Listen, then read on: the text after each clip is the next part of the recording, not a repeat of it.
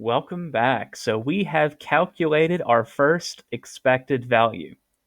And as far as computations are concerned, that's all you have to do. There's not a lot of thinking involved. You just make a table or a list of outcome to probability, outcome to probability, outcome all the way through all of your outcomes and all of your probabilities. And then you cross multiply. You multiply payout to probability, you multiply outcome to probability, outcome to probability, outcome to probability, all the way down for all of your different outcomes. Then, once you have your expectation by outcome, your overall expected value is the sum of those numbers. So, for the $2 lottery ticket, your expected value from that lottery ticket, and I think this is for a $100 million jackpot, is 62 cents. But it costs $2 to get the chance of getting 62 cents back. That means our overall expected value, the overall value of a lottery ticket that we pay for, is negative $1.38. You'll note here, I write this in a couple of different ways. Negative money in accounting is either written with a negative sign or also written in black ink. This is I'm sorry, what color is this? Red. It's red ink. So we will say we're in the red, meaning we're in debt. We lost money. The average lottery ticket is worth more money unbought than it is bought. You are better off not playing the lottery. Every $2 ticket you buy, your expected value back is only 62 cents. Not a great return on investment. Now, some of you might be asking, well, what if the jackpot's for $1 billion or a $10 billion or $100 billion? Would it become mathematically viable to buy a Powerball ticket then? Well, it does change the expected value, but only for the jackpot. It only changes the jackpot. Let me show you here again, right? On this payout table, only the jackpot affects the people who get everything perfectly right.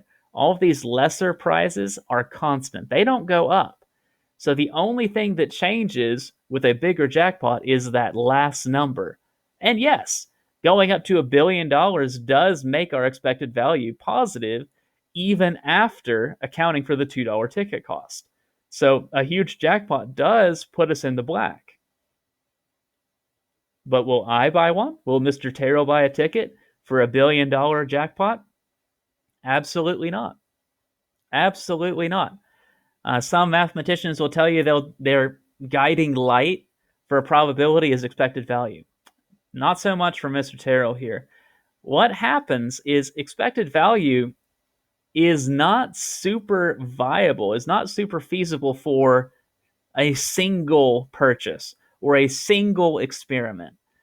In order for our expected value to really approach this amount, we would have to play hundreds or thousands or millions of times to give us a higher and higher chance of getting that jackpot at least once.